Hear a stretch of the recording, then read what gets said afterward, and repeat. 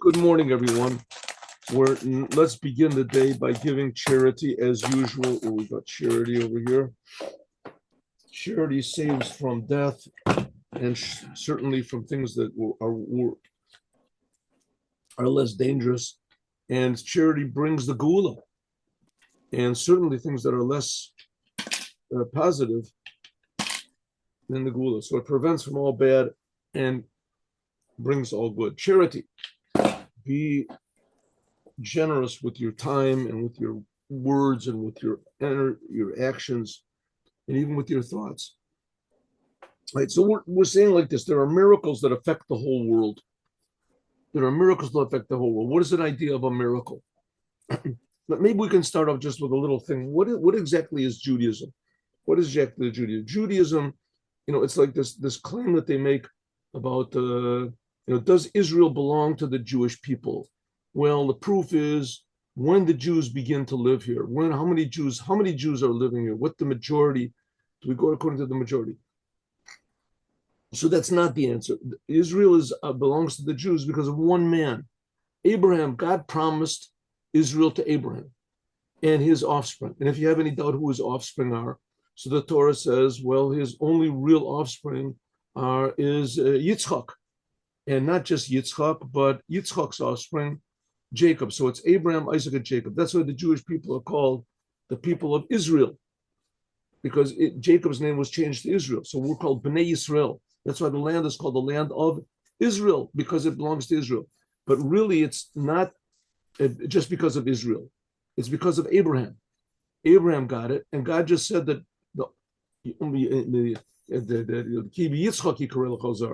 Yitzchak, he's going to be your inheritor. And from Yitzchak also had two sons. He also had Esau. He said, no, only not all of Yitzchak, of Yisrael. Yisrael, so it belongs to us. So it's the same exact thing. One person changed the whole entire world. One person. Because of this one person, Abraham, as the Jews got the Torah, and the Torah is the only real objective morality of the world, the Torah. And people have tried to change the Torah, people tried to divert the Torah, and people that deny the Torah, and people that erase the Torah and burn the Torah. And the Torah. But the fact of the matter is that one person, Abraham, he was the one that brought morality to the whole entire world. It was done in stages, right? There was Yitzchak, and there was his son Yaakov, and they went to Egypt, and they got the Torah, and etc. And then they got the land of Israel. It was done in stages, but nevertheless, it changed the whole world. And there were other miracles. What does it mean changing the whole world? To make everybody realize that we are creations and we're being created, and that the Creator loves us, and we're being created all the time. One person did the whole thing, Abraham. And since then, Abraham has inherited to the Jews the ability for one person to change the whole world. One person.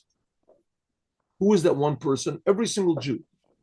What does it mean to change the world? To change the world for the better, that the world becomes a more productive place, a more living place, a moral place, a positive place, a place which is a constructive place, a place which there's more love revealed, etc. And there's always been enemies of the Jews, always from the time of Abraham. And they made up all sorts of stories about Abraham and how the evil he was, and he was trying to destroy, and they tried to kill him, and they tried to kill Yitzchak and Yaakov, and the Jewish people when King David, they tried to kill, and Jews also tried to kill him. They always had problems, but it always depended on the one person. Who is that one person?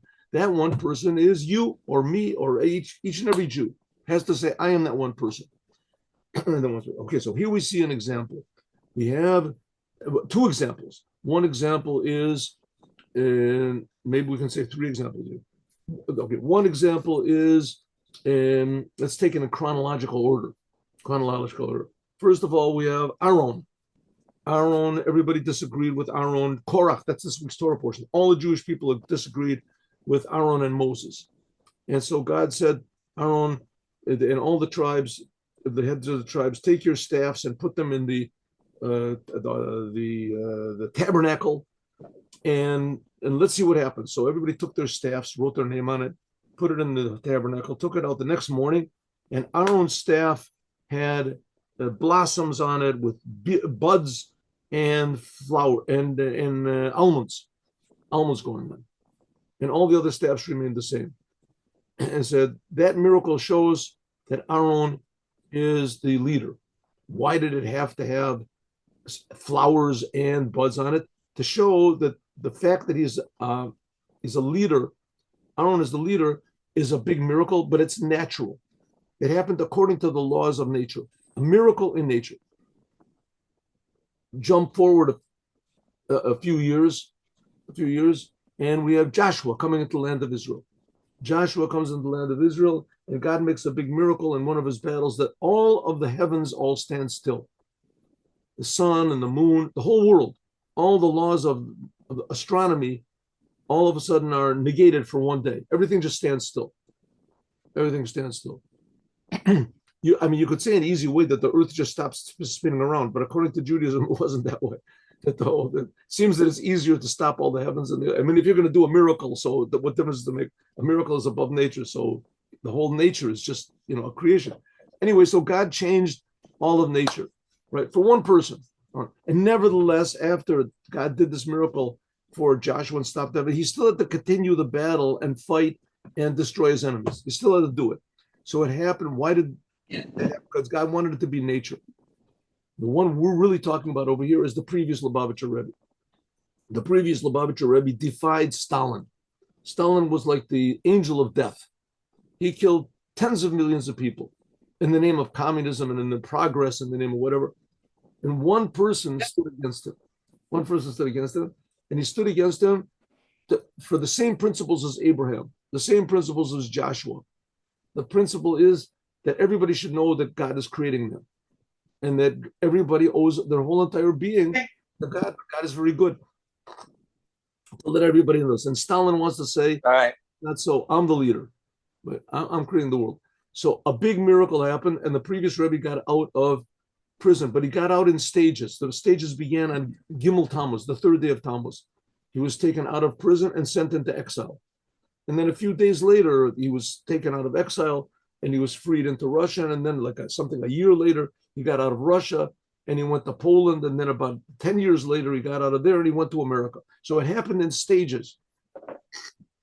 The purpose for these stages is to show that God wants there to be nature. He wants nature to act naturally, but to act according to the way the Creator wants. And to put the Creator into every aspect of the creation. So the Rebbe said, here we can see one way that not only is this the thing of the previous Lubavitcher Rebbe, I want to get a couple of things in the room. Oh, it hasn't stopped unfolding yet. It hasn't stopped unfolding yet. Let me just block this one thing over here.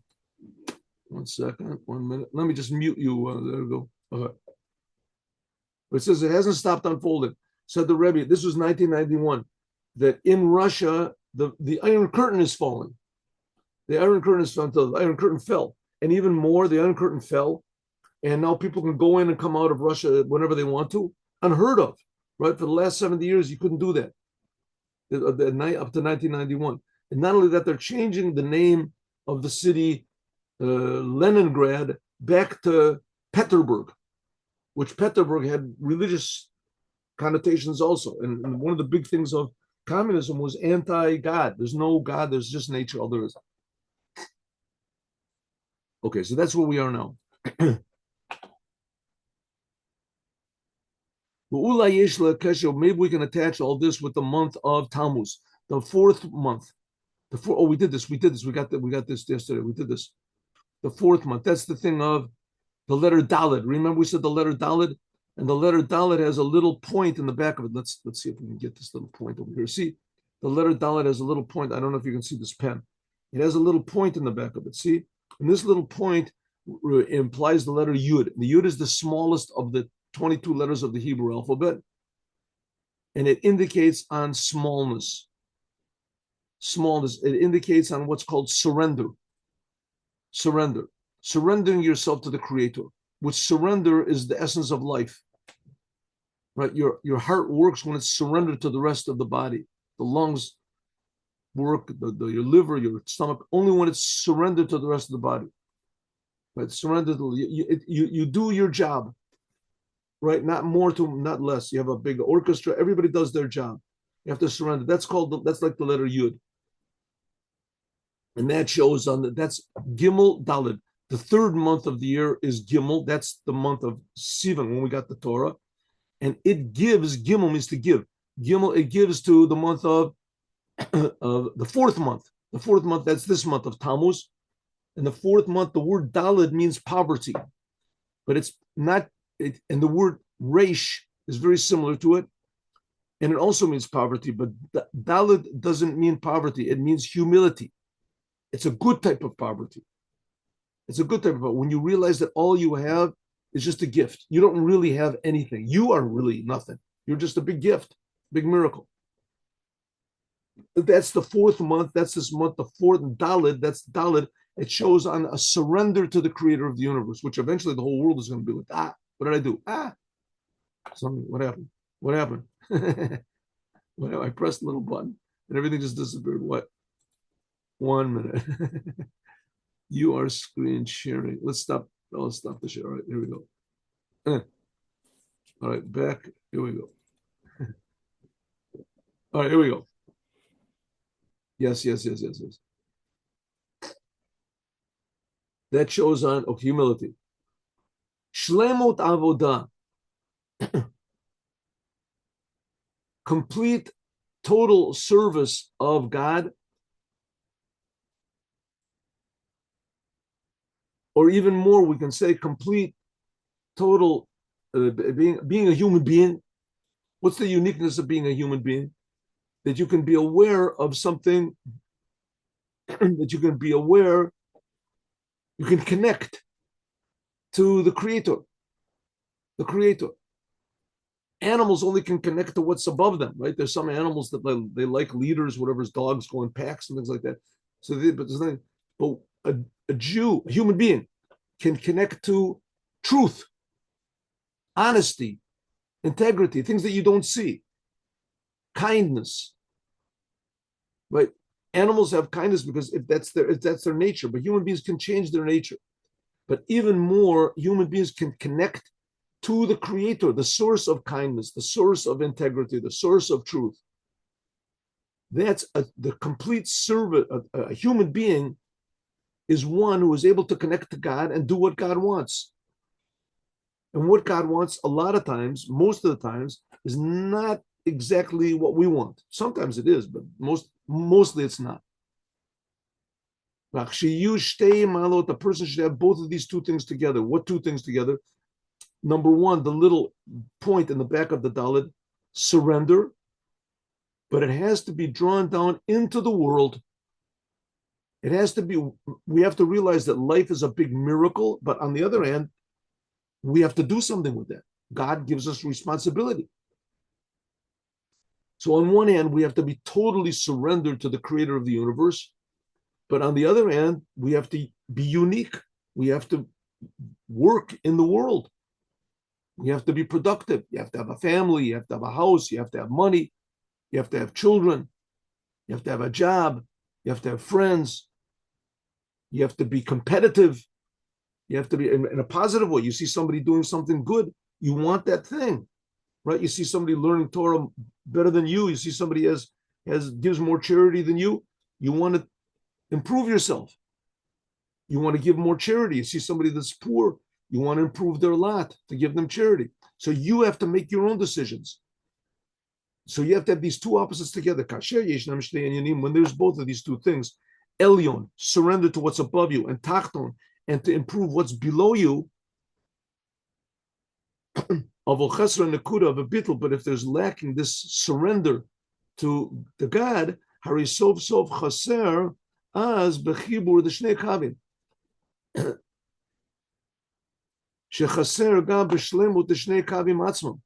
If this whole thing is lacking a surrender to God, then there's no joining between your elevation, coming closer to the Creator, and fixing the world. It could be that the reason you want to come closer to the Creator is because you're just a spiritual person.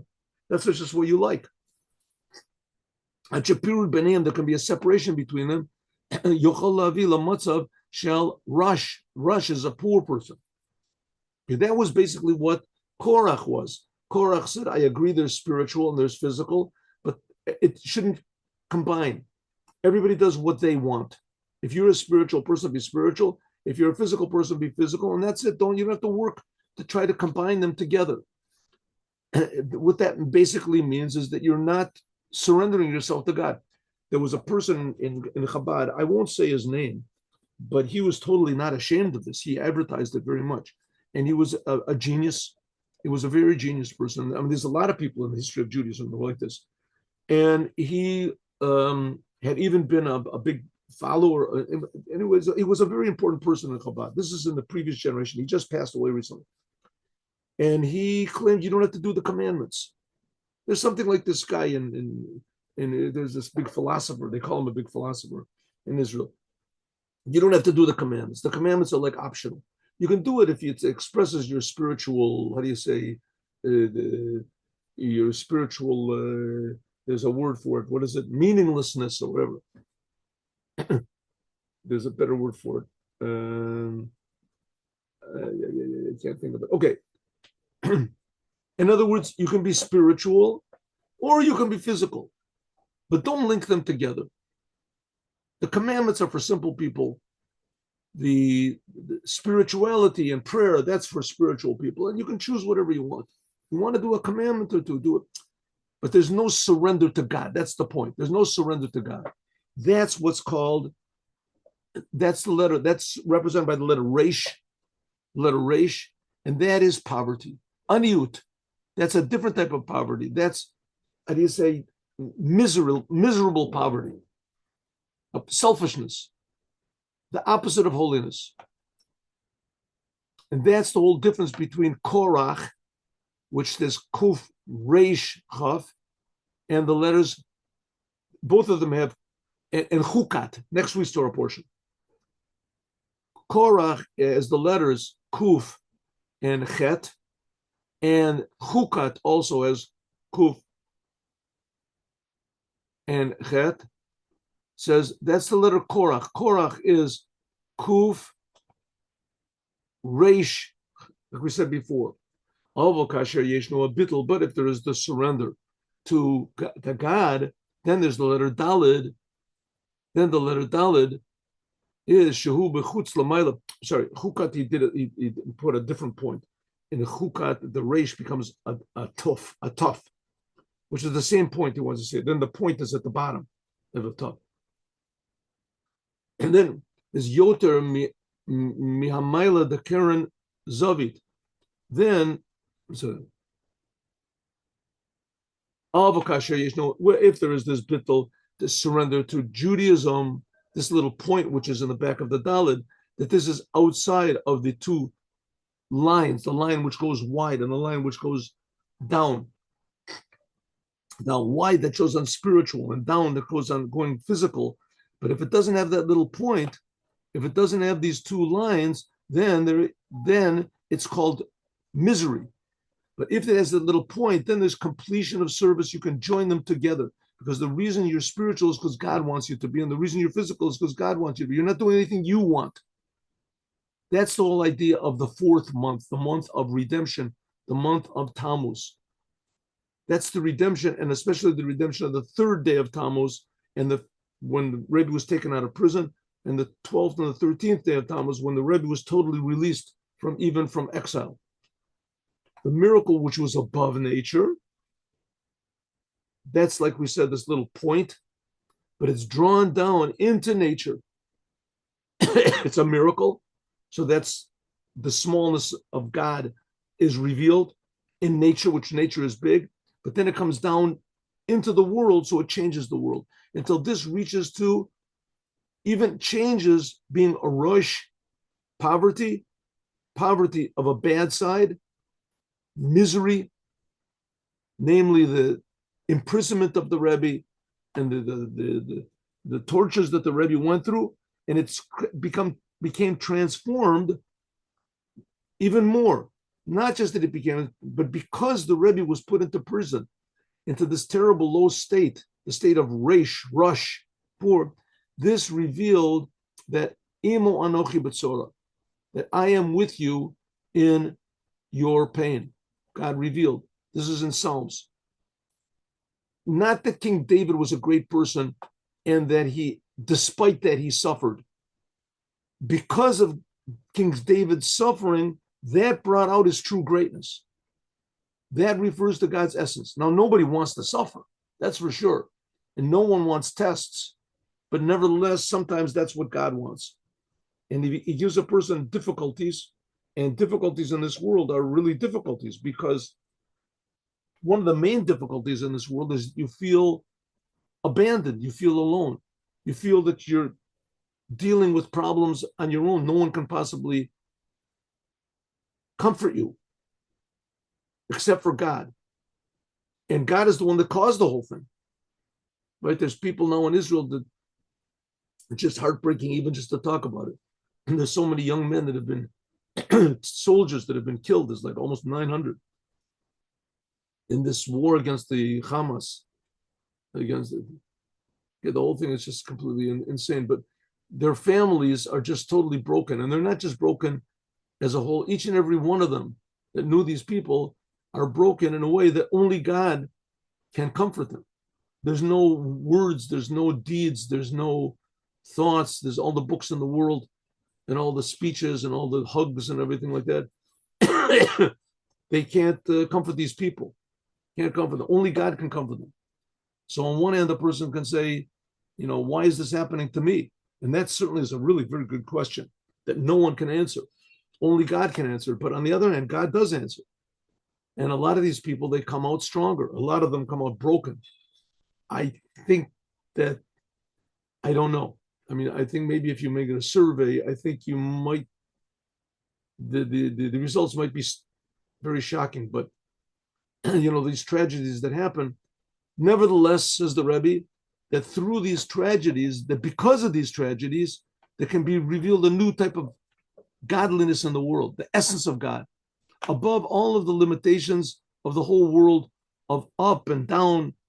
Therefore, even though that God is higher and there's nothing higher than God, and God is above everything, and sorrow and pain is in this physical world, the lowest aspect of this physical world. So how can you unite them both? That's what King David said, Imo anochi b'tzora. I am with him in his pain. This is the opposite of the creation of the world. The creation of the world, God wanted to be removed from the world, and he wanted there to be a world where he wouldn't be revealed. Says the Rebbe, but through suffering in this world, that's how Judaism started. What are you going to do? Judaism started out that the Jewish people were slaves in Egypt for 210 years for absolutely no reason. They had done nothing wrong. It wasn't coming to teach them any lesson or to that they had to, what do you say, be punished for something they did, how do they call it? Rehabilitated because of their past mistakes. They didn't do any mistakes. Jews were born in Egypt in trouble. Why was this? Because in order that the Jewish people would be brought, I don't think there's any other nation in the world that even made up such a story, that the whole nation were all slaves and they all got out. Maybe one person could be out of and even this low, tremendously low place, that's represented by the letter Resh. Rush means to be poor. There's revealed this little yud in the back, this little point of what a Jew is. Elyon the Tachton of the whole order of creation. I saw a lecture, I don't know if this is the place to tell this, but I'll tell it anyway. I saw an interview on what is it, YouTube, and they interviewed this fellow, Seinfeld, Jerry Seinfeld. To tell you the truth, I'd never seen anything that he did. He was tremendously popular. Actually, I saw a little bit. He's humorous. He's very, and he's also a stand-up comedian. But he's tremendously, tremendously popular, very popular person. And he said that up to now, he has not been aware, particularly Jewish, and Judaism really had nothing to do with it. And he said, and then he visited the land of Israel. And they said, how did you like the land of Israel? And he just broke out crying. He just broke out crying. There was not, something happened that he just couldn't explain what it was. Okay, I'm not trying to analyze him, psychologically or whatever it is. I'm not trying to analyze. He seemed like a very, positive and talented, decent person. But just the idea that, up to then he had no identity whatsoever. It's like coming to a person. Would you like to buy a pickle? He doesn't want a pickle. Here, try a pickle. Try a pickle. He eats a pickle and he starts to cry and weep. He says it's so good. I mean, that's ridiculous. No one's going to weep because they ate a pickle. Right? Here he came to visit another country. He visited France. He visited Europe. He visited the beauty of the mountains of Switzerland or something. He didn't start crying. He visited Israel. He didn't see anything special. People, streets, whatever. His houses, nothing special. Right? I mean, you can ask him what he was crying for, but it seemed to me that he was crying because it woke up something inside of him that was so sweet and good, Judaism, and that's going to wake up everybody. But it came because of all the trouble and the problems that there are now in the world, the anti-Semitism. So anti-Semitism wakes up, you can ask a question, now there's some, really sort of an abnormal person that's running for mayor in New York. I mean, the person is, he's not whole there, not even half there. Right? And he has these just bizarre, woke ideas and everything like. And he could be, and he's anti-Semitic. He's openly anti-Semitic, and he says it's anti-Semitic. It's just anti, he's pro-Palestine. Anyway, so you can see the guy hates Jews. I mean, he hates pretty much all mankind, but you can see that it is, except people that agree with it. And nevertheless, he's supposed to be. So all the Jews are all trembling. They're all trembling. New York is a very, Jewish city. They're all trembling. And so what good is going to come out of it? Well, one good that's coming out of it is that Jews are starting to realize that they're Jews. And they're starting to realize that the reason that they're hated is totally, beyond any comprehension. And the reasons that are brought they're empty. They're stupid. I mean, I think that nowadays, excuse me for diverting into this thing, but I think that nowadays, maybe more than ever, it's realized the insanity and the emptiness of anti-Semitism. I mean, they're saying they hate the Jews because of what's happening in Israel. What's happening in Israel? I mean, here our enemies have been shooting bombs at us for almost 2 years. It's 30,000 bombs, and they want to kill everybody. They want to kill children and babies and women and regular civilians, and they shoot them at a regular. At least they were shooting them, and nobody said anything. There's nothing about genocide or anything like that. And who are we for? The Palestinian people. Who are the Palestinian people? These people, they don't even. There's no such thing as Palestine. 48 years ago, there was no such country. Right? It was just an invented thing that they invented. Especially the Zionists invented it. They invented it, and now all of a sudden, the land belongs to them, right?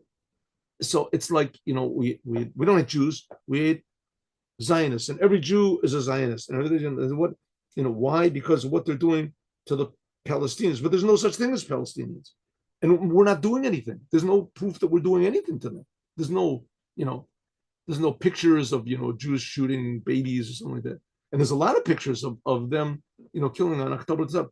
So it's like a clear example of empty, pure hatred of Jewish. There's no basis whatsoever. But it's like the protocols of the elders of Zion. The Jews are trying to take over the world. You have a proof. Sure, there's a book. Some guy made up a book, and he brought over that. That's the proof, right? You have proof that Jews are killing people, and sure, because the Hamas says that the Jews are killing them. So it's why do they hate the Jews? What's the point of the Jews? They hate the Jews because the Jews are God's people, and the Jews themselves don't want to reveal it.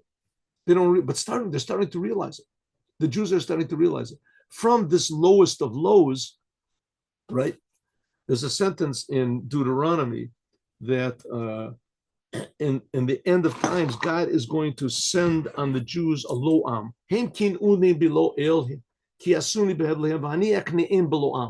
I will send a non-nation to them. Where is it? I'll tell you. Maybe I have it written down over here. So it's a non-nation. I'm going to make the Jews suffer from a no nation. Here it goes. It's Deuteronomy 32:21. Look it up. Deuteronomy 32:21. Look it up. That's exactly what the Hamas is. That's exactly what the Palestinians are.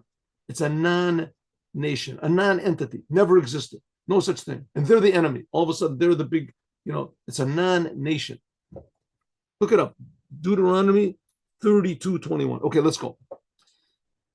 So, and what the point is that from the lowest comes the highest. From the lowest, from the worst problems comes the highest. It can come the highest. I mean, it can come. From what we said before, so we can learn a lot of things. One of them in regarding to ourselves, the ain and regular, whether regarding to what we should do in the world, and also what we should do in Torah and commandments, and what we should do in optional things, right? How you brush your teeth, how you drive your car, how you make money, and especially connected to the redemption of the third day of Tammuz. The Harbatzas Torah, spreading out Torah and Judaism, and spreading out the ideas of Hasidut. Now again, just as the previous Joshua affected the whole world, not that only the sun stood still, everything stood still. Just like Abraham affected the whole entire world. The whole entire world suddenly became, that's why Abraham is called the father of all nations. That's his name, Abraham. Av Hamon Goyim, the father of all mankind. Abraham. One person. Says, so it is also the previous Rebbe. What happened to the previous Rebbe affected everything in the world, especially each one of us. And this should bring us to awareness of who we are. Who we are. We also have the ability to affect positively the whole entire world. Right? In everything that we do, in every detail of the world. And that's the idea of learning Hasidut. That's the idea of learning Hasidut. You want to improve the world, who would dream it, right? Who would dream? All these different methods have been used to improve the whole world, right? To explain the whole world. There was communism, there was Freud, and there was all these other people to try to explain, this is the way to do it, freedom, and then monarchy, and this. So here's the way to, according to Hasidut, according to Chabad, what's going to improve the whole world is Moshiach. And Hasidut is called the teachings of Moshiach. That's what we're learning now, especially when we learn the Kuti Torah. That's what's going to clear. The one little thing can change the whole world. And that's the ideas of the Rebbe, of Hasidut. So first, that's what it means, spreading out the mayanot, the well springs outward.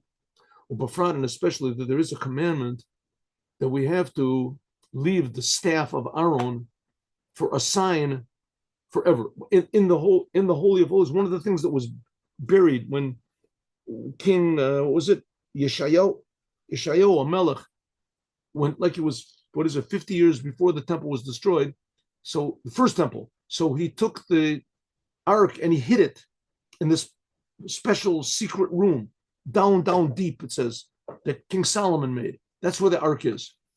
It's in this room, it's down deep under it's Al-Kokolot, there's this hidden chamber that was way down deep. And together with that is also the staff of Aaron. It's the staff of Aaron. Aaron, when the ark was hidden in this hidden room, as the staff was hidden with it, the staff of Aaron, together with the almonds and the flowers that are on it. If so, that there must be an eternal teaching for our generation as well. I mean, why would God want the staff to be there with the flowers on it? We're talking about this is already the 2,500 years old. More, 2,600 years old. Even since every Jew is called one of the kingship of priests, high priests, every Jew, like the Rambam says, not just the tribe of Levi alone, but every person that decides to donate his spirit to serving the creator of the universe and improving the world, this person becomes sanctified with the Holy of Holies. That's what Maimonides says. So this is understood that by each and every Jew, there has to be something like this idea of the staff of Aaron growing flowers and buds and fruits. Yotze Perach, there came flowers and the tzitz and their buds and there's fruits. What is learning from this? And the learning, obviously, is that we have to put godliness in every natural detail of our natural lives. Like this. And how do you do that? Just by the Shulchan Aruch, by the Torah. The Torah tells us what God wants. Even though that the service of a Jew has to be has to be with Kabbalah's all, what's called accepting the yoke. We're doing unquestioningly what God wants, above any logic. God wants me to put on tefillin, I put on. God wants me to put on charity, I give charity. You have to, don't ask questions, just do what God says. And you have to do it by way of zerizus, shalamayla mimedira gbala. You have to do it with alacrity, quickness, with all of your being. And this will bring to a reaction from God. From God. That God also will bring blessings. That's the thing of the Kohanim. Blessings from a mile quickly, from above quickly. And so, therefore, you might think, you might think that that's all you have to do. Like it says, just don't ask questions. Just do what God wants. That's a good Jew. That's a good Jew. I mean, you've got a good point. It is. You might think that it is. But the fact is, it's not complete. That's the teaching from the staff of Aaron. After a Jew accepts on himself the yoke of heaven, then he is able and he needs afterwards an akuda shalom, this point which is above nature. It can't remain above nature. Don't be a religious monster removed from the world. It has to meet pashat, it has to come into all of your character, your whole personality, all of your talents, until all of your nature, until it gives fruits. That there's flowers and there's buds and there's fruits in the physical world. In this world, the tivo v'metziyoto, then nature, your nature and your very existence, nasim ba'ofen shel zerizut, then you become naturally quick. In other words, you're friendly. You have a sense of humor. You're willing to make mistakes and to admit them. You're helpful to others. You give charity, you notice what has to be fixed around you. It's above any logic. There were times the Lubavitcher Rebbe, there were a couple of times where he came into the synagogue where they were praying. He was a very holy person. He was always saying words of Torah. They made a big space for him. He would see a little, like a piece of paper on the ground, or maybe a cigarette butt or something. He would bend down and he would pick it up. One time he was in prayers, he went behind the prayer thing, and he saw there was some sort of a paper or something like that, some sort of a rubbish there, and he picked it up, and in other words, he could have just commanded somebody else to go and do it. Somebody else did it, but it was easier and faster if he just did it himself. It's no big deal. So what's the big deal, right? So he bent down and picked it up. But the Rebbe is a king. I mean, the Rebbe was really a king. His knowledge is the miracles that he did, the amazing things that he did. He has to bend down and pick up a piece of paper. Yeah, he did it. So what? I mean, doesn't that sort of diminish his glory? So he says, yeah, maybe it does. But that's not, that if something has to be done, so you do it. That's the idea of being above everything and being within everything at the same time. What's the example? God. God is above everything and he's within everything at the same time. We can also teach about not just about spiritual things, but also about the mundane, optional things of a Jew. How you eat, how you sleep, how you do in business, and especially regarding to monetary things, physical things. The Kol Rosh, first of all, we learn from the staff of Aaron that it grew, learning, it says, from the Tzinsenet Aman. Also the same thing that we learn from the a bottle of this manna that fell in the desert. So God told Moses to take some of this manna and put it in a bottle, and it's there together with the ark, and the staff of Aaron. This is also a remembrance for the generations. What is it? Shekasher ben Israel, when the Jewish people, they complained to Jeremiah the prophet. He was like right at the end of the first temple. That he said, Lama ein atem oskim b'Torah, and he said to the Jewish people, why aren't you learning Torah? And the Jewish people said, if we leave our jobs and we work in Torah, how will we make a living? And of course, he didn't mean that they shouldn't work at all. He meant that they shouldn't work all day long, but that they should take half of the day, a third of the day, and learn Torah. They said, we can't do it. That we make that. That's when we'll lose customers.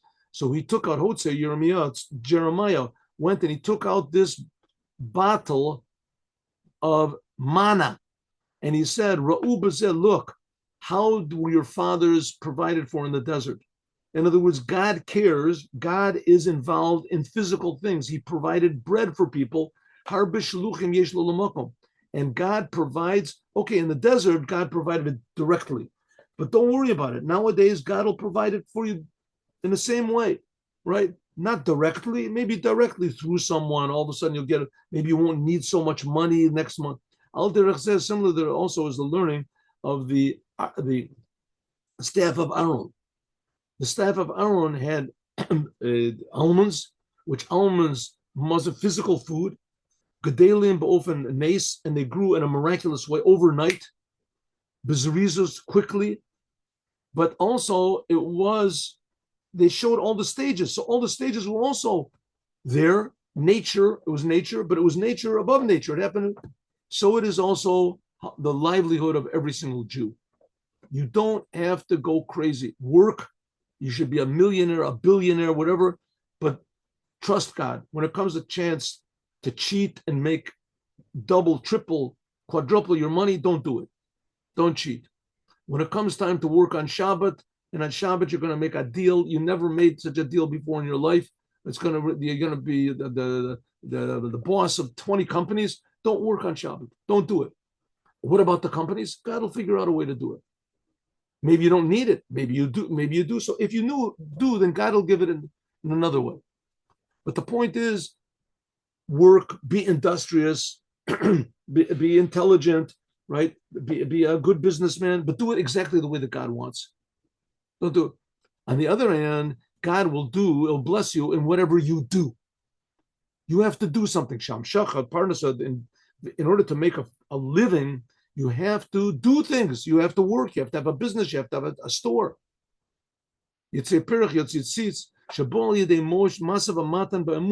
This comes by business, by being a businessman, but doing it in a way that you believe in God, and also in a way that you're honest. Charisha v'zariel, like a farmer, he has to plow and he has to plant in a natural way. But nevertheless, he is totally permeated with faith that God is doing the whole thing. That God, the farmer, Jewish farmer, he believes in the source of life, in the eternal one, Chai Olamim, and then he plants. And even though he sees that you don't have to do that, I mean, it doesn't say anywhere in agricultural school you have to pray before you plant, right? But a Jewish person, he does. Why does he do it? Because he realizes that his real purpose in the world is not just to exist and to eat. It's to make the world an eternal place. And that you can do even in 1 second. And that 1 second is now. So every Jew, he realizes that his purpose to be in the world is to be in the world, but to be in the world only on God's terms. This makes a vessel to receive the blessings of God. And then God does his part. He sends down livelihood, and he sends down livelihood in a miraculous way. But a miracle like this will be in the nature of the world. That we see how nature and how the non-Jews themselves, they'll help to provide for the Jewish people. Like we can see, especially in our generations, that God has blessed the Jewish people, that they receive their livelihood with less and less effort. Menuchat nefesh and menuchat haguf. Right? And we see now, especially with computers. Okay, so this, I think we're going to have to wait until tomorrow. Next week. I think maybe we're going to have to do this tomorrow because we've... Tomorrow Shabbos. Not tomorrow. I mean, Sunday, the next class on Sunday. You're going to do it Sunday? You usually do that? You say you usually do that? I never did it. I don't think I ever did. But I think this we will do because it's relevant to Yud Beis and Yud Gimel Tammuz. So that's what I think we're going to do. This is especially relevant to Yud Beis and Yud Gimel Tammuz. And there's a lot left, a lot of good stuff. So we can't just skip over it. But on the other hand, our time has run out for today. I don't want to make the class too long. And therefore, that's what we're going to do. So we're now on Yud Aleph. And God willing, we will continue this on Sunday. Yes, Sunday morning, 8:15. Now let's do 8 o'clock. Yom Yom, 8 o'clock, God willing.